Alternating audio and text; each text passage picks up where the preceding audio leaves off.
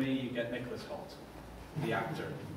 I also act, just not for money. There we go. So yes, simple machine learning. I'm Christopher Hoult, the ungoogleable, not Nicholas Hoult actor guy. Who am I? I'm currently an engineering team lead at DataSift. We're in your Facebooks, reading your messages and, well, not your messages, your posts and likes and comments and stuff like that, aggregating that and providing that to people who want to then try and sell you stuff through Facebook. Previously, I was at Time Out magazine, looking after the London and then helping to architect the worldwide web platform and looking after the Paris websites as well. And I've had a background in CRM systems, web-based for a while now, starting off in the dreaded Perl. I was very pleased to see that Perl 6 is now out, and I'll never use it. I'm also the founder and co-organizer of PHP Berkshire, so if you're ever in Reading on the third Wednesday of any week, please do come along, say hello. As aforementioned, I also act. That is me acting. That's not some Greek therapy thing where I'm just screaming at someone. That's a real stage, that's a real set, that's a real play. So, my challenge tonight is to tell you how machine learning is simple. And I might do a couple of acrobatics for that, but it's straightforward. So, first off, we need a challenge, an issue, something to actually apply machine learning to, and figuring out exactly what we're going to solve with this. So, hopefully you've all just seen, just as I stepped up here, the feedback link from Joined In. How many people have used Joined In? How many people are going to use Joined In more? Okay. So Joined In's like this, an open source, PHP-based, very popular in the PHP conference news group scene, event and feedback system. Where we list events on there, and then you as the attendees can go along and say, well, this person gave a really good talk, 5 stars, or they didn't, 5 stars. The subliminal there. You can find it on Joined In. It's currently got, as of the time of me creating this slide, which was a couple of days ago, 1,046 events. Covering 13,652 talks, and that's because it models not only user groups like this, where you have one talk, it also covers multi-track conferences and so on. Across that, there's a tagging system, and there are currently about 394 tags in use on there. Those are user-defined, and you just type them in and set them going as the organizer of the event. But we have a problem. Whereas we have about 350 different events that are tagged, we have 660 that have no tagging information whatsoever. So I kind of encountered this as a real problem when I looked at, who's heard of Larry Garfield? Okay. Larry Garfield, big famous person that you've clearly heard of so much. He was interested in looking at the number of events in the PHP world that welcomes new speakers and put new speakers on. And to try and determine this in a data-driven form, he turned to Joined In as a proxy for that information. He wrote a bit of code that would download all the data from the public API from that. It would process all the talk information, speaker information, look for the first appearance of a particular speaker, and then figure out how many, what percentage of speakers at conferences were new. That was their first time speaking. He did a bit more, such as ignoring smaller events in his calculations and so on. But I looked at those results, and I was very aware that Joined In, while being very heavily PHP, event-oriented, it also covers a number of other things. So there's general web events on there, there's agile days on there, there's stuff covering Python, and all sorts of different kind of tech events as different communities start discovering this site for themselves.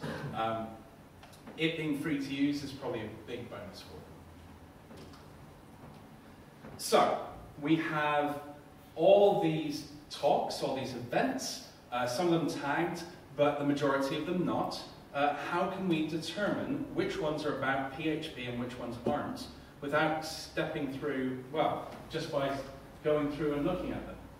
So we could go through each of those 660 events, look through all the talks, look through the descriptions, and tag them by hand. And as I say up there, yeah, that would be accurate, but we'd have some human error in there. It would take us a while if we did that one event every minute, and that's a conservative estimate.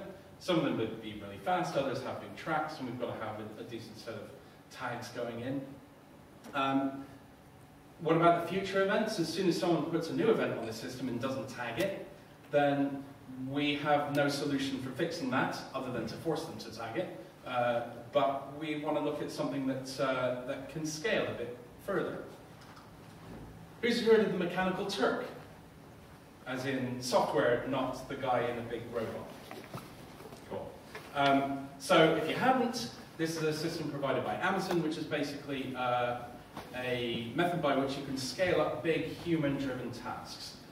So you might split into small chunks. You might set up a job as being tag this event, give them all the information, and then it will be distributed to a number of different people who get paid to work on the Mechanical Turk, and they carry out something small and oftentimes menial. So there was a great art project in the past couple of years, where an artist just asked everyone to draw a picture of a sheep, and did a crowdsourced bit of work on that. But that's the kind of menial thing you might get, or you might have this classification task, which might actually be something that provides you with decent information. The upside of it is it does scale. The downside is it's still humans. It's expensive if you pay for a lot of it. You still are subject to the typos inconsistencies. But in terms of building out a bit of kit that does all your tagging for you, it's kind of cool. You get to send stuff off and get stuff back. You get to make use of a whole load of human, for want of a better word, servants. They get paid. So it is kind of cool. But why can't we write something that does this automatically? Starts suggesting stuff for us. Can look at the content of a talk or an event that hasn't been tagged and give us some suggestions. Break down what's in there. So we can use machine learning. Big buzzword at the moment. It was on the Gartner's hype curve last year or the year before, but it's been around for absolute years. It's the science of kind of correlation, about breaking down information and finding out where, in the particular example I'll put forward, where we can associate labels with the features of a document that we're putting in. It's fast once you've got the model built. It would be consistent, and it totally automated. So what we could do is we could plumb this into joined in, and when you submit the event without any tags, it could say, hey, have you thought of adding these ones and provide suggestions, or kind of do a shadow tagging system, or anything like that to start filling that in. And it is fun, and it is cool, and I promise it is fun and cool, even if I'm going to be throwing some equations at you later. Hopefully they're fun equations. Yeah. So first up, we've got to think about, how do we learn as humans? How do we approach information? How do we take stuff in? How do we break down the stuff that we see? And how do we then kind of make those associations? This thing in here, specifically this thing, is a big pattern recognition system. We get cause and effect. We understand that. But when we don't know what the cause of something is, we look for patterns to try and figure that one out. We draw on past experience, past patterns, to apply heuristics and to apply our model of the world to new information that comes in, so that even if we haven't read someone's talk abstract before, we can look at it, we can see the keywords, we go, that's definitely about PHP, even though PHP's not written in there, Symfony's in there, or something along those lines. We make use of stereotypes for that. This is just like the thing I've seen before, so it's a pretty good guess that this new thing that I've encountered is just like that, and we can take that into account. And I put Baader-Meinhof up there. It's not just a terrorist organization, or old one. Baader-Meinhof is also kind of a phenomenon where how many people have kind of encountered a brand new word that you've not seen before? You understand what the meaning is, it's suddenly a little important to you because you go, hey, I've expanded my vocabulary, and in the next day you see it 20 times. You've encountered a new shop that no one's ever told you about. You shop there, you've got the bag, it's got the thing on it, you walk out and you see everyone's holding the bag. Everyone does that. That's Baader-Meinhof, because we look at new information and we know that it's important when it comes in. And so we start noticing it and paying attention to it because we've suddenly attached importance to it. And that's just one example of how we, as humans, apply pattern recognition, because we know the significance of something as it's come in. And we also have teaching. So there's that passive learning, but there's also kind of this active interaction that, that society and our family units have kind of put in on us. We are given information in a very active sense. And because we're given it from someone of authority, we attach extra importance to it. Regardless of how little or much we respect the teachers that we had at school, they did impart at least a little bit of knowledge onto us. Otherwise, I might assume that the majority of people wouldn't necessarily be here interested in this stuff. It does give you structure. It gives you an introduction to new ideas. And because it's coming from authority, I won't guess exactly how good everyone's teachers were, but let's say 85 to 95% of everything that the teachers told us is true. Right? So that's that authoritative place. So we can take that as kind of truth, if you like. And also the last piece, and this kind of comes into machine learning a bit, is the opportunity to fail. You fail to understand something, you fail to get something right, and you get correction from your teacher. And that has a direct analogy to supervised learning, which, while I'll not be talking about so much right now, you'll see it comes up as one kind of strand of machine learning. So, machine learning is really straightforward to a point. It's all about ingesting information.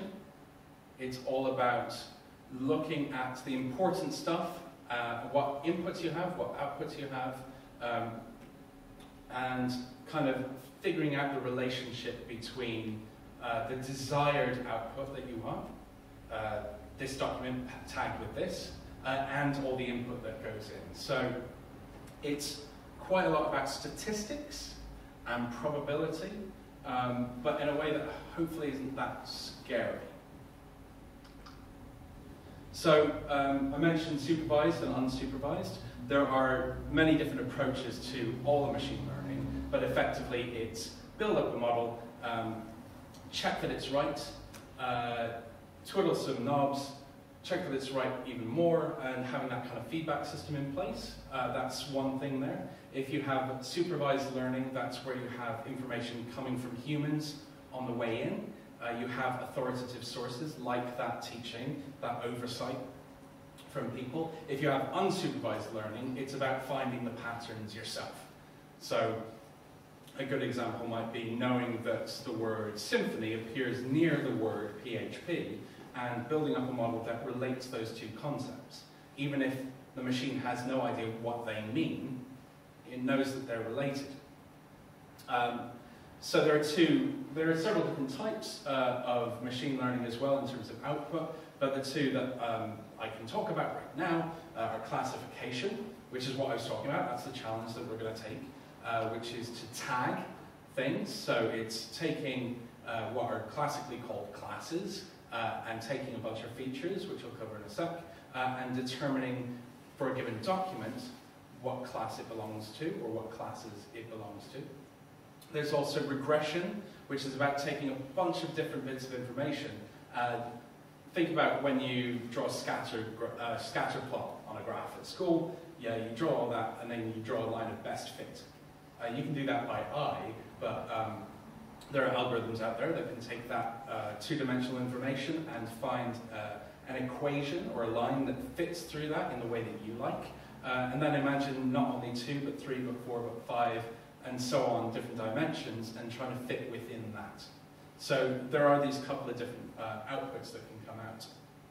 There's no one true way of doing any of this. There are suggested ways, there are more appropriate ways between what problem you're doing, what input you've got, what output you've got, and so on. So our approach, in that it's the only one that I've done any significant research in, so we'll see quite how well this works, is to use a supervised approach. So we're feeding in not only the corpus of documents, the target information, but also information metadata about that we're going to then use to generate metadata about new input further down the line. We're going to be using a multivariate naive Bayes classifier, which is not that complicated, promise. And I read these slides before I got stuck working, so you might even see a demo of a Bernoulli naive Bayes classifier, which is differently not so complicated, and I wish I'd described on the slides. But I can cover that as we go through the brief demo that I'll do. So, we really have two stages in machine learning. We have training, where we're feeding in information to kind of teach the student, if you like, the machine. That's the bit where it learns. And then we have the prediction, where you get given new information and you apply your model to that new information. So in the instance, in the case of joined in, we're going to take all the tagged documents with all the tags on them, and we'll feed that in. That's going to be the basis of our model. That's the supervised part. And then we're going to find untagged or non-tagged documents, feed that in, and predict which classes apply to each. Each part requires feature extraction. Then we have kind of a fitting or a correlation step in the training and the application of those correlations. The model building and the training are the bits that take the longest, and then the model application, if you built it in well, I built it and it runs really quickly. So it's a pretty fast approach. It's all about write time and not, it's all about compile time and not run time, if you like. So, training, about feeding in known information and trying to build your model from that. Both steps, as you saw, require feature extraction. So when we have chunks of text, when we have the description of events, we as humans are pretty good at comprehending that, of reading, well, assuming it's in a language we know, we can read that language and we can understand what that is. Well, that's how our brains work, right? A computer can't really do that, basically. So what instead we need to do is start to break that down into what are called features. So objective descriptors of the information that we've ingested. So we need to, instead of kind of take our subjective approach as humans, we need to take an objective approach, because we're dealing with facts in a computer and not necessarily our general vague feelings about something. So yeah, converts those items into numbers. And there are a number of ways of doing that, and the most important thing is that they're consistent and that they always provide relevant objective descriptions of documents. So I've listed a few here. We've got term frequency, how often a particular target term appears, how often does PHP appear in something, for example. We've got TF by IDF, that's term frequency, as I've just said, how many times does it appear in a document, by the inverse document frequency. And this is how search engines at least used to work before PageRank started really kind of coming in. It's modeling how important a given term is for the document you're looking at. So how many times does PHP appear in this? divided by the number of documents that PHP occurs across all your documents. And as such, keywords that are highly targeted start to bubble up, because you might think, well, this item about jellyfish in the middle of all my documents about PHP, jellyfish is really important to that because jellyfish only really appears in that document, and it's only in a single document in the whole corpus of the documents we're looking at. N-grams, which is kind of like, which are basically a series of words as they appear. So you can have bigrams, that's word A follows word B, or trigams, ABC, and so on. So collections of words. And in that you might pick up someone's full name, or you might pick up compound phrases, which when you pick the words apart mean two different things, but when you put them together mean something different. And the whole point is that you're describing a feature, how many times does the word PHP appear in this document, and you're counting that. So yeah, you can construct it as well. So you can, the example that goes forward is age is now minus the date at which someone was born, for example, or counts the number of words in a document, subtracted from the number of words in the title, if that's of any interest to you. But again, so long as you're creating the numbers and you're being consistent in those in that creation, then that's the important part. And you can construct what are called feature vectors. Now, that might remind you of horrible matrices at maths. Some of them you might enjoy those, some of you might hate them. I'm going to reference them, and then I'm never going to show you a matrix.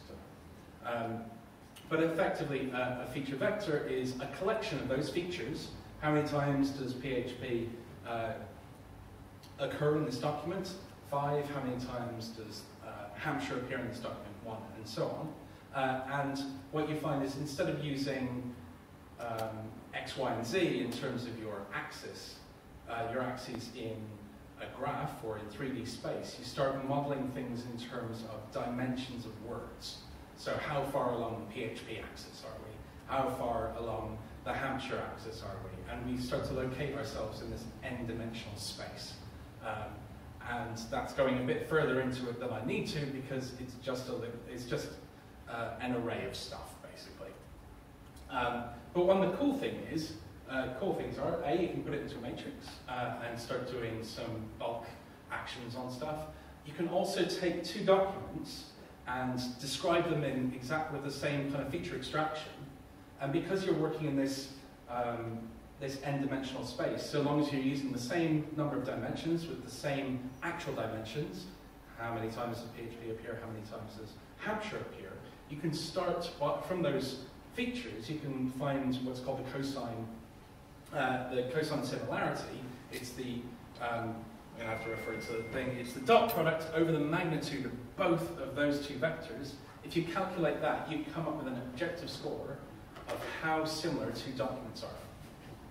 So if you've ever seen related documents on the side of a news site, that might be one approach they've done. If they haven't gone for human curation, they might have taken a machine learning approach, calculated these feature vectors, applied a really simple, straightforward calculation, and come up with a score that says this news article relates to this one. Because the closer that is to 0, the smaller the angle between the two different points in your n-dimensional spaces, and therefore the more similar they are. And that kind of feels like I'm glazing over some people's eyes at the moment, but in here it's really cool.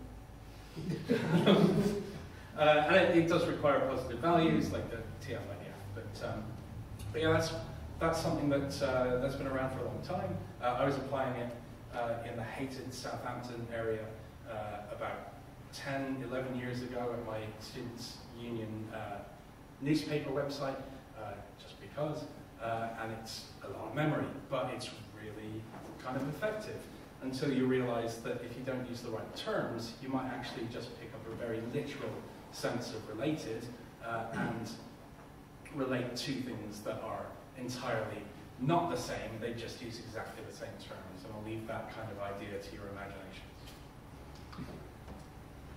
So an example from joined in, you probably can't read, well, you might be able to read it a little bit. So we have our event title, we might take our talk at the event into account, the author's name, and the whole item here. You'll see some of these are in italics, and some are in kind of regular font. And what that is we've removed the common words, the stop words, they're called, from that text. Because the last thing we want to do is be calculating any of this information based on the occurrence of really common words. In this talk, I will teach you, will probably appear in half of the abstracts in any conference, if you like. So that has no bearing whatsoever on the model we're going to do, because it has no relation directly to the topic of what we've got. So we try and pick out words that aren't so common, and then we count them. We do one more thing, which, while they're expanded up there, we do something called stemming, which again reduces the number of words we're dealing with, and the idea is that you kind of reverse conjugate stuff. You boil stuff down to the stems of their English word. So, so you might take classification and classify and boil them down to just the one word, and so on. That's a whole, well, it's not necessarily a whole other talk, but that's highly subjective to English. It's a bit of a blunt hammer, but there's a good one called a Porter stemmer, which is very well known and applied, so if you're interested in that, you can go through. But it's basically about reducing the number of features that we're dealing with. So, we start off in our model building, having taken that information from our corpus of documents that we know about, all these tagged, joined in talks, and we make a couple assumptions. We assume that the ones that have been tagged are representative of the whole lot. So if there are 25% of the talks are tagged with symphony, that across the whole lot, 25% of the talks are about symphony. We just assume that the distribution of the tags across that training set will be the same across the whole piece, and that may or may not be a good assumption. We'll find that it's an interesting assumption, but that's one kind of way of approaching this, is saying that if I've taken a decent sample of the data that I'm trying to classify, then I should have a decent kind of cross-section of all the different tags that are provided there. So if every fifth talk in this collection is about symphony, then every fifth talk in the whole collection should be about symphony and so on. Like I said, we'll use the existing tags. We've extracted some features, and then we do a correlation with the tags. We figure out where that tag appears, what features that have been extracted from the document that that tag has been applied to, correlate with that. How often does PHP appear against the word symphony or the word Drupal, versus how often are those words in the document without the word PHP being used as a tag, and so on. And there are many methods of doing this, again, of correlating. We're going to play with probability. Huzzah. Again, we're taking that assumption that if 50% of the time we see symphony in our documents, if that 50% is correlated with PHP and 50% it isn't, then we can make a kind of assumption that across the whole thing, whenever you see the word symphony, about 50% of the time it's referring to PHP. And we do that by taking the number of items that have that feature in the tag. So 10 documents have the tag PHP and have the feature symphony. We've extracted that, we found that. And we divide that by everything that has the feature symphony, and we get kind of that 0.5 comes out. We can also write that as the probability of a feature appearing given a tag. So wherever that's present, how likely is it that the feature is there across the whole thing? Or we can write that in code. Can we read that all right? just about. So the big important one is this bit here. We're just finding the count, dividing it by finding the count where the label appears versus the count where only the feature appears. So, yeah, we can store the number of feature occurrences by our tag, our label. We list all those and count them in their occurrence count. We do a bit of cheating to make sure we have some nice numbers. This is called Laplace smoothing, which is basically making sure we never have 0 come out of this kind of number, because we're going to be doing some multiplication by it in the future, and if we're going to multiply by 0, we're just going to make everything 0 if just one thing's 0 in the whole thing. And we do a bit of a cheat. At the moment, couldn't exactly tell you why, other than to balance out the Laplace bit. So we've weighted the top, now we need to correct for that weighting, but that's like a lever that we could use later on down the line to try and fine-tune our model. It might be that we've over-biased at the top, we need to remove some of that bias by correcting our maths there. So, Bayes' theorem.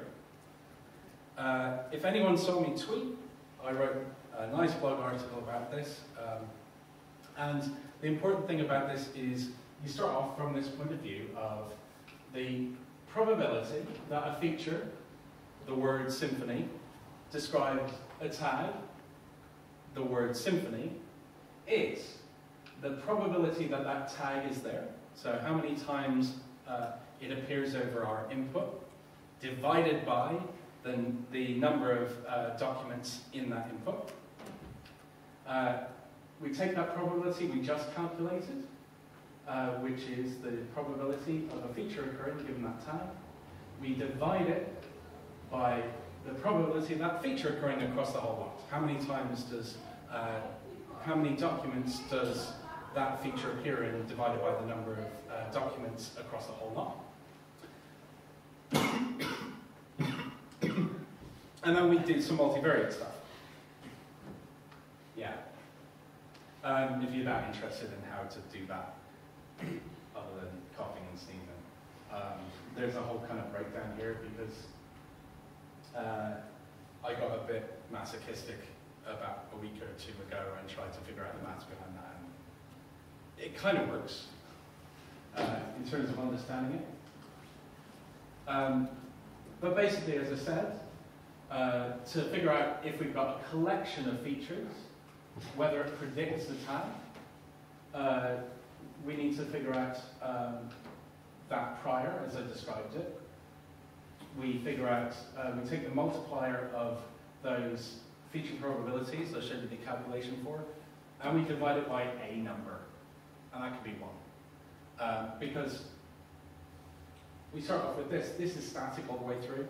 This never changes if we've never changed our input through the whole thing. So, so we can just kind of ignore that. And if we're that fussed about the numbers that come out, we can just play with that and change the numbers that come out. And that's how simple it is. It's about calculating some probabilities and multiplying them all together, and then you got a number. Or in the code, we take our prior, that's the number of times that label, that tag has appeared within our whole training set. We divide it by the number of items in the training set. That gives us that PT from the previous equation. We then figure out, is the feature, so we've extracted the features, we're looping through each one, is that feature in there?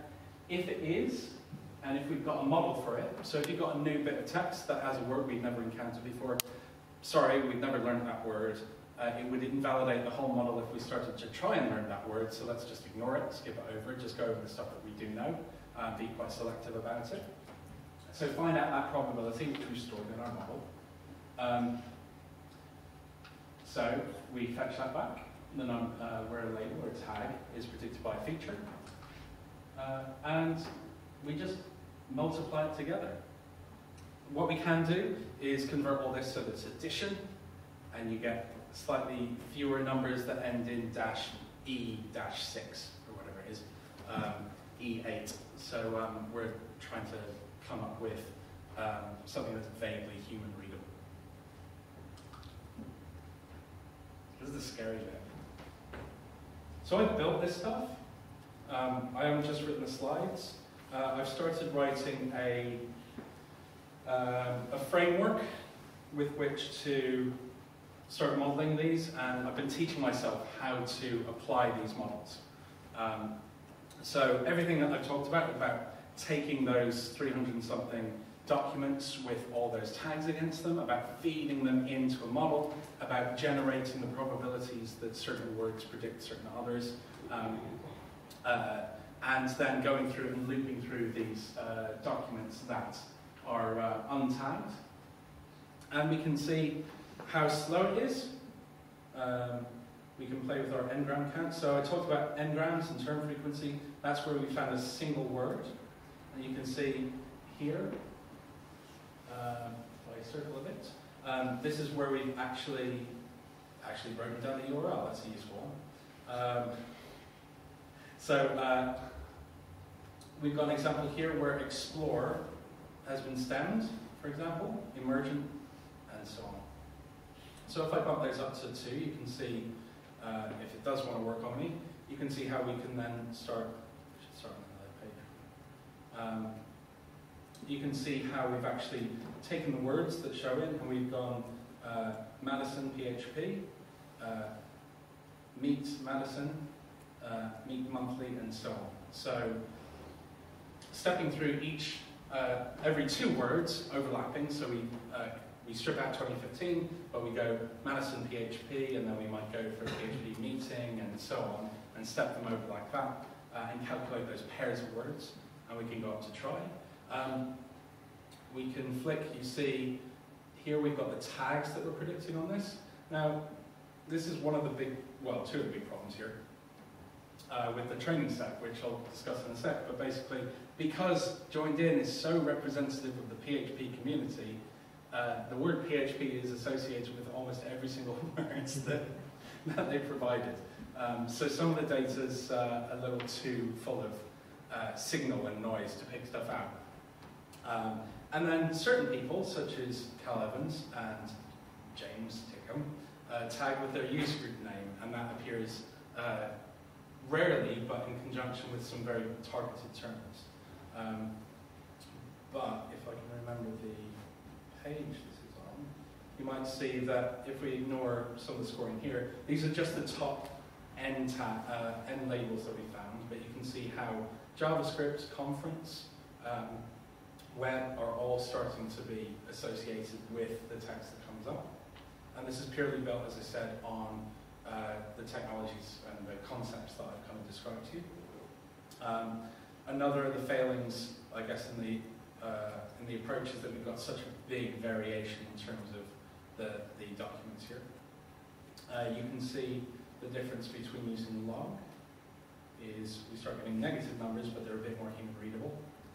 And while the difference between -4 and -32 when you bring logs in is quite big, at least you can start reading the numbers without getting a bit too confused. There is, well, in Vika Day we're picking up Symfony. That's a win on us. Web for IPC and so on. At one point I was picking up things like Agile for the Agile days, but I can't remember how I did that now, so that's not really helpful. I said about the model taking a while to load.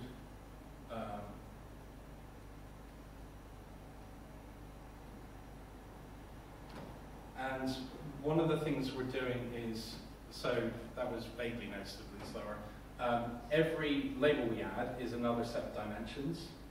Every feature we add is another set of dimensions. So if you've got 13,000 words that you picked out as a feature, and you have another tag, that's another 13,000 values you've got to keep track of. It's just this big kind of n-dimensional spreadsheet that you're building up in PHP arrays, which we all know are the most efficient things in the world. So finally, I did get Bernoulli working. So the difference between Bernoulli, and I haven't written up there, Bernoulli ones are where instead of determining the number of times that something appears, and including that in your account. You're just saying whether a feature exists or not. Does the word PHP appear in here, or does the word PHP not appear in here? So for some reason, we think Zen Framework applies to International PHP Conference. Center of Berlin, Florida, this is really useful. This is why supervised learning is it's the important thing. What it does tell me is that we do have a lot of noise from Southern Florida in all these. So I've shown you a very disappointing demo, but that wasn't unexpected. So I've done some human learning in doing this. I've learned the base theorem is annoying. I've showed you that it just kind of, well, yeah, it's just annoying. We're heavily PHP biased, and we've managed to associate, because through frequent use, the Southern Florida, the Sunshine PHP, and PHP Hampshire have managed to associate their names with everything, which is either really cunning advertising for people who want to run machine learning on that, or it shows a paucity of the data that's actually there. It took me a while to get these classifiers working and just get my head around all the array manipulation I needed to do. If I was better versed in matrices, then I'd actually be able to probably run all these in my head. It would be all good, really quick. It takes a lot of memory. For example, if 76 bytes is the amount of memory it takes to store a single floating point number in an array with a string key, if you multiply that by 13,200 features, and if you multiply that again by 350 tags, you get somewhere over 300 megabytes worth of model data just from a few hundred documents. So another piece that I've learned is we need to do something called feature selection, which is to not take in 13,000 features and find a way of actually picking out the most important ones once we've done our initial analysis. And yeah, in general, it's been quite difficult to get to this point. So my next steps, I need to find a better training set, or improve the set that's already there and do that human tagging that I was trying to avoid in the first place, which isn't really the goal of this talk, but I guess I'm going to have to improve that. I'm going to have to figure out matrices. That dot product piece that I mentioned about the cosine and whatnot, to do similarity, you can do these kind of manipulations on just big sets of data, big matrices, and pick out some really interesting patterns and apply weightings and all sorts if you're applying them in matrix manipulation. I want to bring in more classifiers because I'm fed up of naive Bayes. I want to try something new. I want to actually build this eventually into joined in, and that model, that application, the actual average prediction time with the Bernoulli naive Bayes was only 0.2 of a second, so it's very scalable. If we swap that over to the multivariate, if it wants to behave on me, it goes to 1/10 of a second, and that's totally unoptimized. I've not done anything to actually speed that up. So, so to actually build that into a site, once you've got the model built in the first place and do that offline, then actually it'll be pretty fast to apply. And basically improve the performance. The number of times I've upped the memory limit on that machine to a gig in PHP, which I wouldn't recommend for production. So, so yeah, those are the kind of things that I've been looking forward to. I mentioned I created something called the NAML, which is the start of a framework to actually make these things available in PHP and start to provide resources in which you can apply these things and even have a look at the code. Currently it's caveat emptor. Feel free to look, but don't expect any support. There's going to be some ugly stuff in there for a bit until I actually release a versioned bit of it. You can also look at the codes that I've used to generate that demo. It's based off Larry Garfield's code to bring stuff down, mainly because I couldn't be bothered to write anything to fetch all the data in the first place. So there's stuff in there to actually run and fetch the data, put it into a database, and then the actual web head that will interact with all the modeling stuff behind. So that was a bit fast or slow, I don't know what the time is, but does anyone have any questions for someone who's just started learning? Hello. Does the you using stemming? Yep. Can stemming include using spotting synonyms? You could do that. If you're happy with your model, then that would help you cut down on the number of features that you've got going in, and it would help. It just kind of normalizes the text that you're coming up with. Is there a standard kind of model for that? You said that you're using standard model for stemming. Is there one for synonyms as well? The model for stemming is very mechanical. It's do this, and then if it ends in this, do this, and so on. And it's based on common patterns in the way words are expanded. So removing IES from the end and replacing it with a Y, and then if it ends in a Y, drop it to an I, and so on. So it's a very stepped process. If you're going to look at synonyms, you'd probably want to have either a thesaurus that you just went and replaced in. You have maybe a canonical word, and then everything that matched, and find the match, then pick out the canonical word at the end, and that would reduce the number of words going in. And that starts taking into account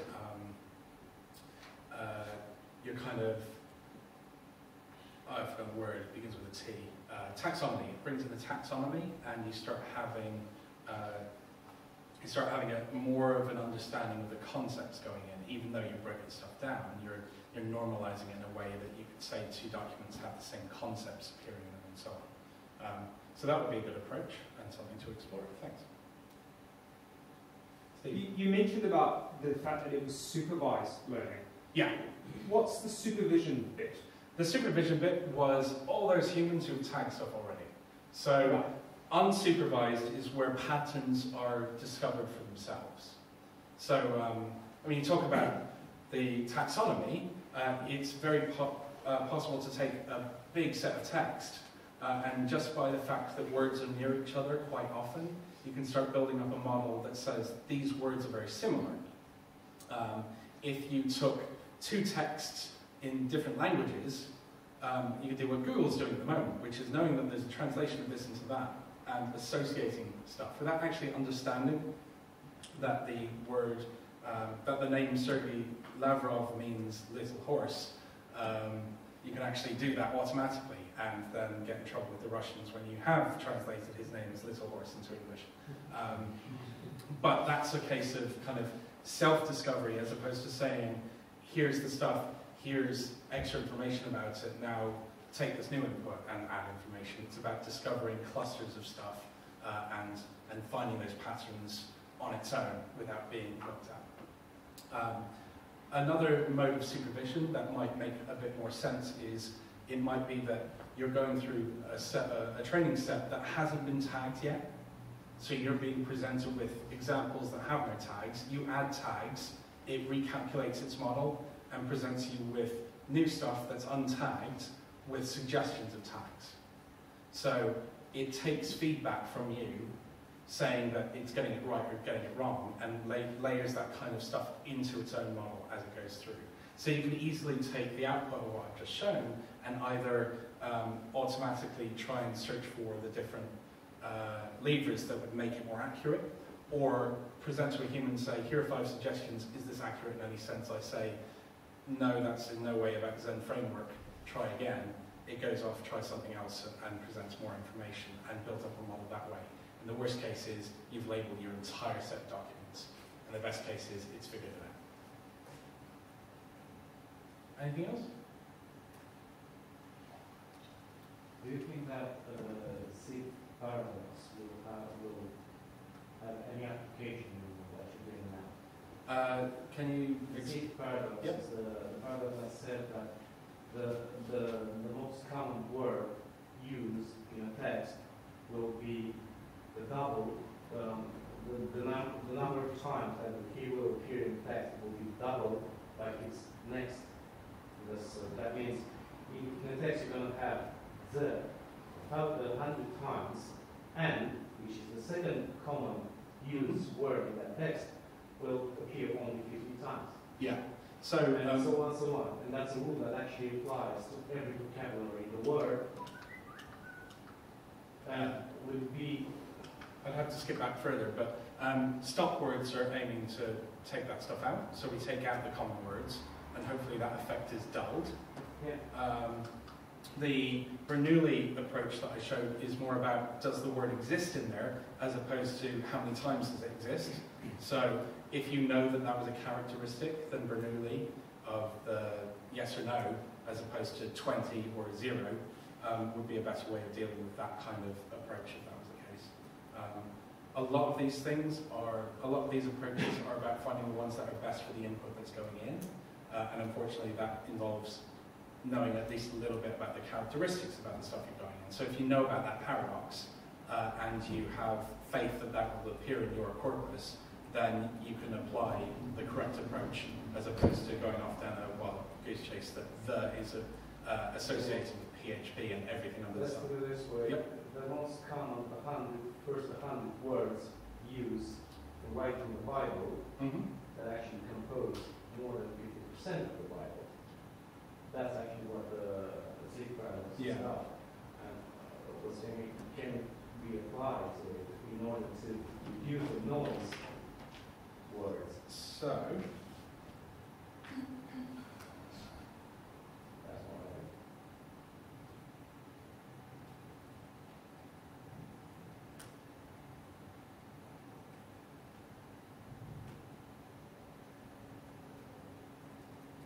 So I was using 320 stop words, and that's just a full list of very common words. So taking all this kind of stuff out. If you know, for example, that PHP appears a hell of a lot of times, you might choose to ignore that. You might choose to chop that out. But unless you're, I don't know how you do that in an unsupervised fashion. That would have to be something that you made a conscious decision to start filtering out and so on. Yeah, But it can't be supervised. well, it could be, because you could see, I talked about TF-IDF, I talked about term frequency divided by inverse document frequency. The fact that it appears in lots of documents starts to take out the importance of it as a keyword in total. So you can look at the whole corpus and the number of times it appears, and realize that yes, it's a common word, but at the same time, because it's so common, we can set it to one side because it appears everywhere. The word the, if we did that kind of approach, unless you had a whole article that was written about the word the, and it was written that approach should remove that noise like that. So you start getting relevant stuff. Does that help? Anyone? How does that correction work? Because it would still use the same algorithm, it would probably return the same results. So I mentioned about some levers. It might also be that, so the approach that I've shown just takes all the features that we've come up with, right? And it's not been selective in chopping some out and not chopping other bits out. And yeah, I'm not entirely sure how we'd go about figuring that out for this corpus, other than saying PHP appears in there a lot, let's get rid of that. Or seeing that there's a common feature across everything, that's a lot of noise, let's kill that, for example. Or that tag makes no sense because it's only applicable to Hampshire. Actually, that's the point. While I'm talking about this. In this approach, it's possibly, because we've only got so many things that we can do, it's possibly less useful. Look, Brighton for Brighton PHP. Yes! It does kind of work. PHP hence. Yeah, and then PHP Hampshire. It's nearby. We haven't brought geography into it yet. So sorry, you were asking about levers. So that's not necessarily the best place for these levers to come in. I mean, it might be that we can reduce the number of input labels, or say remove all 3 and under character words, and start playing about with some of the inputs to come up with a bit more signal from our noise. But other approaches might be better. So this is a probabilistic, it's about probabilities model. But you can come up with stuff called decision trees, and off the back of that, random forests. So a decision tree is like, if you remember biology and you're looking to see if something's a mammal, does it have fur? Yes, it's a mammal. Does it not? Then does it have scales and so on? That's a kind of decision tree in a really basic sense. If you can construct one of those and you know that everything falls into decent categories like that, you can follow that through. But if you have no idea how accurate that is, you can create a bunch of different ones that are very different. And then you've got, instead of a decision tree, you've got a forest, because it's lots of trees. And then you can start pruning. You can start pruning some of the trees from your forest as you determine that they're less accurate or so on. So as you start feeding stuff back in, you can start removing some of the extraneous information that you've kind of gone in with overkill, and so on. Anyone else? Cool. Well, this is the first time I've given this talk.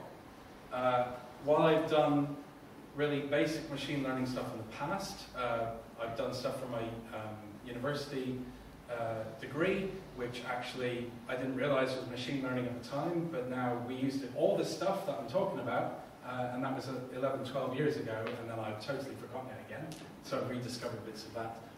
I'm still learning, I'm still failing at some of the classification, but as I start going through and doing this talk more and working on the software more, feedback from you guys is going to be really helpful. So, we've been talking about joined in all the time, all tonight. Go to that link, or find the one that's been tweeted out or linked to earlier, and just let me know what you thought. 5 stars for great, 5 stars for you didn't like it. But some actual words as to what you thought about it would be really good. So, thank you very much.